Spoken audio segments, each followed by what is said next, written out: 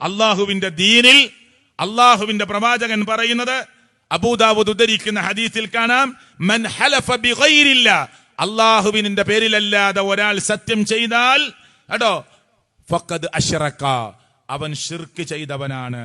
ഇതൊക്കെയാണ് പ്രമാണങ്ങളിലുള്ളത്, ഹദീസിലുള്ളത്, കിതാബിലുള്ളത് എന്ന് നമ്മൾ കൃത്യമായി മനസ്സിലാക്കണം.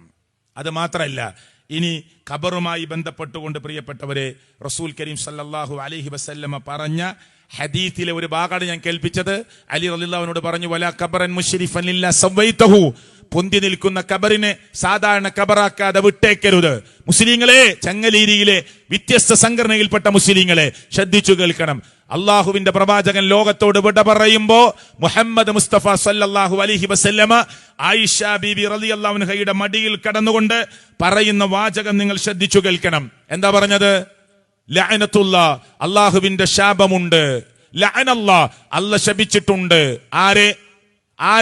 അലൽ യഹൂദി വൻ നസ്വാറ, നസ്വാറാക്കളെയും യഹൂദികളെയും അള്ളാഹു ശപിച്ചിട്ടുണ്ട്. ഇത്തഖദു ഖുബൂറ അംബിയാഇഹിം മസാജിദ, അവർ അംബിയാക്കന്മാരുടെ ഖബറുകളെ ആരാധനാലയങ്ങളാക്കി മാറ്റുന്നവരാണ്, സുജൂദ് ചെയ്യുന്ന കേന്ദ്രമാക്കി മാറ്റുന്നവരാണ്. അതുകൊണ്ട് ക്രൈസ്തവരെ അള്ളാഹ് ശപിച്ചു. അവരോട് പ്രത്യേക ഒരു ടീമിനോടുള്ള വെറുപ്പല്ല. പിന്നെ അവർക്കൊരു നബിയുടെ ഖബർ കിട്ടിയാൽ, നിങ്ങൾ ക്രിസ്ത്യാനികളുടെ സെമിത്തേരി പോയി നോക്ക്, ജോസഫേട്ടന്റെ ഖബർ, ജെസ്സിയുടെ ഖബർ, ജോർജിന്റെ ഖബർ, നല്ല മാർബിൾ ഒട്ടിച്ച്, അതുപോലെ ഇഷ്ടമാണ്, അവര് ചെയ്തോട്ടെ, അവരിഷ്ടാണ്, അവരെ വിശ്വാസമാണ്. നല്ല മാർബിളോ ടൈലൊക്കെ ഒട്ടിച്ച് പേരൊക്കെ എഴുതി നല്ല ഭംഗിയിൽ റെഡിയാക്കി വെച്ചിട്ടുണ്ടാവും.